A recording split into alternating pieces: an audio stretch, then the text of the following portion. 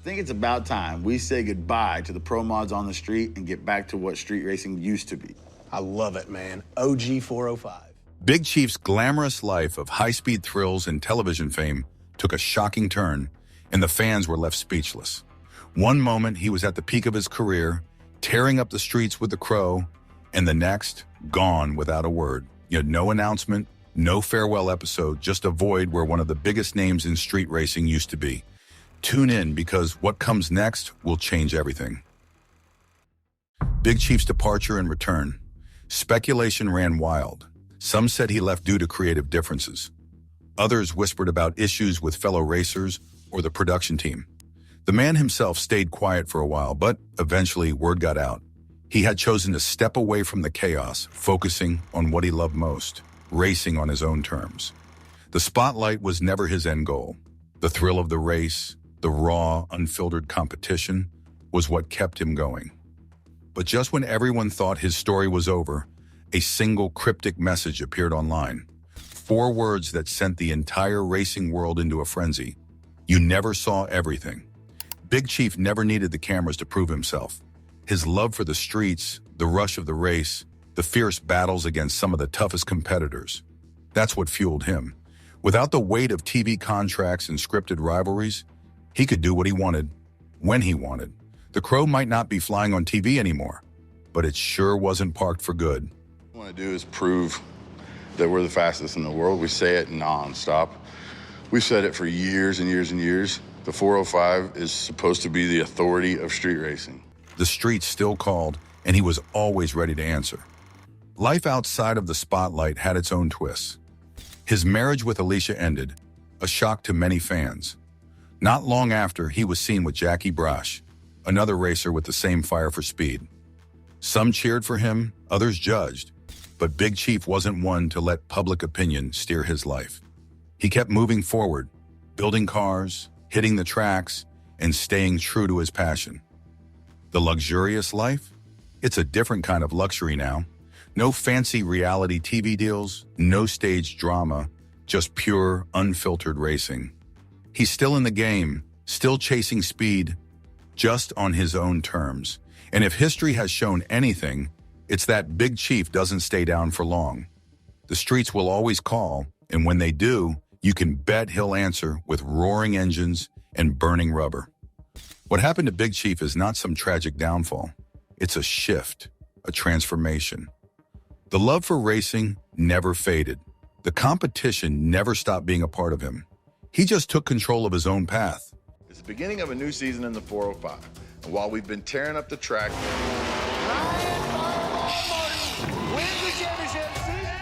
Every modification to his cars, every tune-up, every decision to race when and where he wanted, it all came from the heart, not from a producer's script.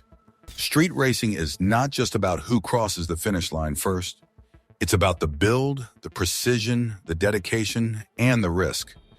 Big Chief lived and breathed that world long before the cameras showed up, and he's still doing it long after they moved on. Whether he's behind the wheel of the Crow or crafting the next beast of a machine, the passion remains the same. Big Chief, the guy everyone loved watching tear up the streets on Street Outlaws, suddenly wasn't there anymore. He could take advantage of the rules, but like a gangster, he sat there and he let me build boost and he let me go in. He wanted to drag race and he got one. And the rumors started flying like a turbocharged car down the track. People had a lot to say, but Big Chief wasn't about to let the internet tell his story. He jumped on YouTube, sat in front of the camera, and broke it all down. For almost an hour, he let loose on what really went down. He wanted to make sure fans understood the real deal, not just whispers floating around the racing world. He wasn't out because he lost his love for racing, and he definitely wasn't kicked out. The truth, it all came down to rules, production rules to be exact. The show had changed. The producers set up a system where racers had to battle it out before even making it on screen. The whole race your way in thing was supposed to make things fair, but Big Chief wasn't buying it. He felt like the odds were stacked in a way that didn't sit right with him. Too many Memphis racers were getting in, while other guys who had been grinding for years got pushed aside. That didn't feel like the street racing world he knew and loved. Now, Big Chief isn't new to stepping away. He's taken breaks before, putting family and personal life ahead of the cameras. It wouldn't be shocking if he did it again, especially if he wasn't feeling how things were being run. That left a big question hanging in the air. Was he gone for good?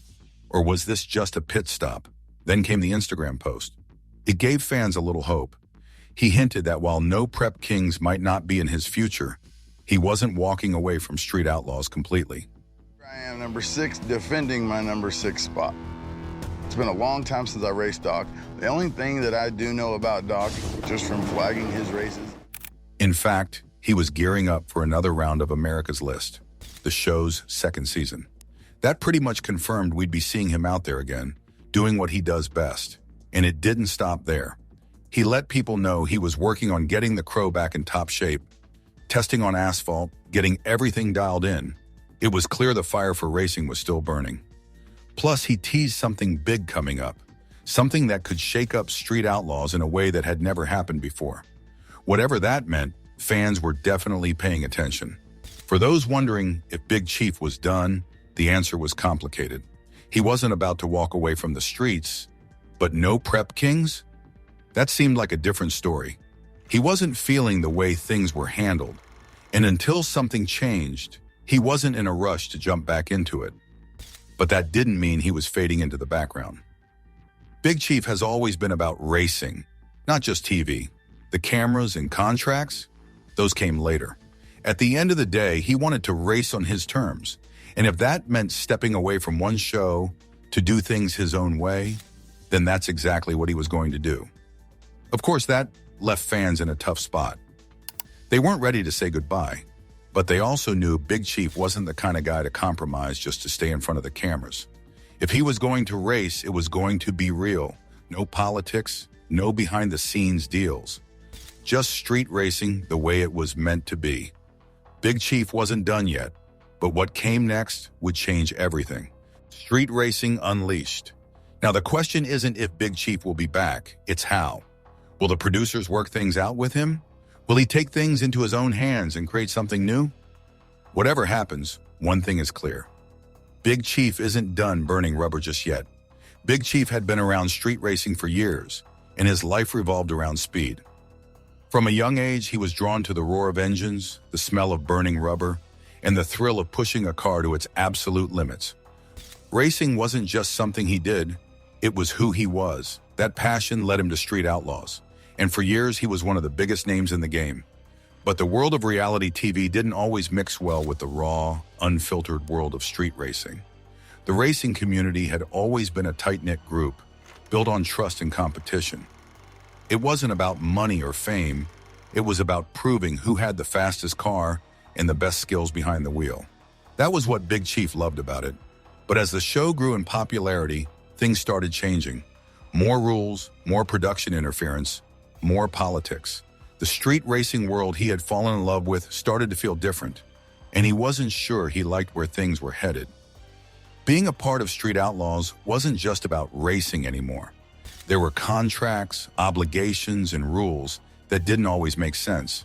The producers had their own vision for the show, and sometimes that clashed with what Big Chief believed street racing should be.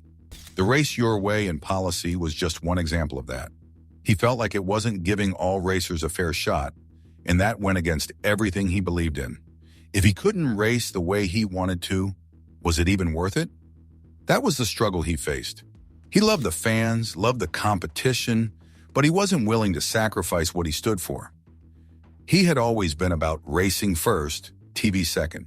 If being on the show meant playing by rules he didn't agree with, maybe it was time to walk away. But walking away wasn't easy. Racing had been his whole life. The show had given him a platform, a way to share his love of racing with the world. But at the end of the day, he had to do what was right for him. If that meant stepping away from Street Outlaws to focus on his own path, that was a choice he was willing to make. Even with all the uncertainty, one thing was for sure. Big Chief wasn't done racing. He wasn't the type to sit on the sidelines. Whether it was on America's List or something entirely new, he was going to keep pushing the limits, keep building faster cars, keep doing what he loved. The streets were where he belonged, and nothing was going to change that. Fans would have to wait and see what was next. Maybe the producers would figure out a way to bring him back. Maybe he'd create something new. Something that brought street racing back to its roots. Whatever happened, it was going to be worth watching. Big Chief wasn't the kind of guy to fade away quietly. He was going to make an impact one way or another. The road ahead was uncertain, but one thing was clear. Big Chief was still in the game. The cameras might not be rolling, but the engines definitely were. He wasn't finished, not by a long shot. The story doesn't end here. The streets are still alive, the cars are still running, and the competition is fiercer than ever. Big Chief may have stepped away from the mainstream, but he hasn't slowed down. Every rev of the engine, every late-night garage session, every challenge on the road keeps the fire burning. The legend of Big Chief isn't over. It's just taking another turn, heading toward whatever high-speed thrill comes next. I need to make corrections to the car on a consistent basis, round after round, so that I can get faster. You cannot do that by waiting a week. Big Chief was living the dream. Fast cars, roaring engines, and the kind of fame that made gearheads everywhere know his name. But life in the fast lane doesn't always stay smooth, and over time, his story took some wild turns. From the moment he got his hands on his first racing car, a classic 1972 Pontiac Le Mans, he was hooked. He even gave it a name, the Crow. That car wasn't just a machine to him, it was part of who he was. It's been through a lot, just like him, wrecked and rebuilt, but never forgotten. Of course, when you're living on the edge, pushing limits on the street racing scene, danger is part of the package. No matter how many safety measures are in place, drag racing isn't for the faint-hearted, and the Street Outlaws show was proof of that. The spin-off No Prep Kings took things even further, where the lack of prep on the tracks made races even riskier. And one night, that risk became all too real. Big Chief was tearing down the strip, lined up against Brian Chucky Davis, when everything went south. His car crossed the lane, slammed into Chucky's vehicle, and flipped, hard. The wreck sent him flying into a trench, leaving him with spinal injuries, a busted collarbone, and a body that had taken one hell of a beating. Chucky didn't walk away unharmed either, suffering serious back injuries. Both racers ended up in the hospital, lucky to be alive. Battered and bruised, Big Chief made a public announcement from his hospital bed. Still the same fighter fans knew him to be. He was hooked up to machines, struggling to breathe, but the fire inside him wasn't gone. He talked about the fractures in his back, the broken collarbone, the pain, but also about how grateful he was to still be breathing. The doctors weren't sure if he'd need surgery, but they kept him under close watch, making sure his lungs could handle the trauma. And true to his word, Big Chief promised he'd be back. He wasn't the kind of guy to let a little thing like nearly breaking in half stop him. Racing was his life, but off the track, things were getting complicated. From street king to shadow, the world of Street Outlaws made him a legend, but it wasn't just about the racing. He became a face of the show, a voice people recognized, a name that meant something in the world of underground racing. But not everything in his life was about burning rubber and horsepower. Behind the scenes, things were getting messy. In 2017, whispers started floating around, rumors about trouble at home. People said he was cheating on his wife, Alicia, the mother of his 2 boys. At first, it was just talk, but then the news broke. He and Alicia were splitting up after more than a decade together. That was all it took for the internet to explode with speculation. Big Chief wasn't the kind of guy to sit back and let people talk. He took to his podcast, setting the record straight. He admitted things hadn't been great between him and Alicia for a while, and the divorce was happening, but he shut down the cheating rumors fast. Still, that didn't stop people from connecting dots, especially when it came to his new partner, Jackie Braasch. Jackie wasn't just any woman, she was a racer, a member of Car Chicks, an organization all about supporting women in motorsports. Racing was in her blood. She'd been behind the wheel since she was 8 years old. Their connection made sense, but it also fueled the gossip. As time went on, something else started making waves. Big Chief was missing from Street Outlaws. He had always been a staple of the show, so when a new season rolled around and he was nowhere to be seen, fans started asking questions. Before filming started, he had teased on Instagram about getting ready, which made it seem like he'd be back. But episode after episode passed and there was no sign of him. People had their theories. Some thought he'd been kicked off. Others believed there was bad blood between him and the producers. But the loudest rumors pointed to a heated argument that had gone down on set. Reports surfaced about a clash between Big Chief and fellow racer Precious during the first episode of the season. Some said it was over new rules, that Precious wasn't happy with the changes, and things got tense. What made it even messier was that Jackie, Big Chief's girlfriend, was supposedly involved in the argument too. We were racing in a hat race there. Then afterwards, they told us that we had to stay an extra day and do the final shootout to see who goes to America's List. I was coming into that with a car that was running really good. Everything was cool. With no clear answers, fans were left guessing. Was the fight really enough to make Big Chief walk away from the show that had put him on the map? Some believed he felt disrespected, that he wanted more recognition and wasn't getting it. Others thought he had simply outgrown the show and was ready for something new. No one knew for sure, and Big Chief wasn't saying much. His time on Street Outlaws had been a wild ride. Fast cars, crazy crashes, drama on and off the track. Whether he'd make a comeback or carve out a new lane for himself, one thing was certain. Big Chief wasn't done yet. A man like him doesn't just fade into the background. He lives for the rush, the speed, the adrenaline. And wherever he landed next, you could bet it would be loud, fast, and unforgettable. The story of Big Chief is far from over. In fact, it feels as though his journey is only entering a new, even more ambitious phase. Throughout his life, he has never been one to stand still or accept limitations. From the earliest days of his childhood, his passion for racing has been the driving force behind everything he does. There was never a moment of hesitation, never a second thought about whether he was meant for this world. He knew deep within himself that his future would be built on speed, determination, and an unbreakable will to succeed. No obstacle, no setback, and no challenge has ever been enough to deter him from his path. Long before he became a household name in the world of street racing, he was simply a young boy obsessed with horsepower, tuning, and the raw mechanics that make a car go faster than anyone thought possible. From the moment he could reach the pedals of a car, he was already learning. The sound of engines roaring to life, the scent of burning rubber on the pavement, and the feeling of adrenaline coursing through his veins. It all became an addiction that would define his life. He wasn't just a spectator. He was a student, absorbing every lesson he could from those around him. He watched, he listened, and he learned.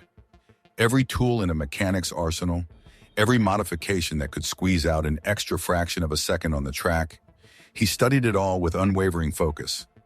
Even in those early days, his reputation was beginning to take shape. Friends and competitors alike recognized that he wasn't just another racer looking for a thrill. He was serious, methodical, and absolutely determined to carve out a place for himself in the racing world. It wasn't just about winning races. It was about understanding what made a car truly perform at its best. He spent countless hours under the hood, tweaking and fine-tuning every possible aspect of his vehicle. No detail was too small, no adjustment too minor. Every fraction of a second counted, and he was willing to do whatever it took to gain an edge over the competition. As he grew older, his skills sharpened. The races became bigger, the stakes higher, and the competition fiercer. But none of that ever shook his confidence. He thrived under pressure, relishing the challenge of going up against some of the best street racers in the country. He wasn't just participating in races, he was defining them. His presence alone was enough to command attention, and soon the name Big Chief became synonymous with excellence in the underground racing scene. There was something about the way he approached each race, a level of precision and dedication that set him apart. He didn't just rely on raw speed, he used strategy, intelligence, and an intimate understanding of his machine to outmaneuver his opponents. Was Big Chief's dominance purely skill? Or was there something more behind his success? Did he have an unfair advantage? Let us know in the comments, and don't forget to subscribe.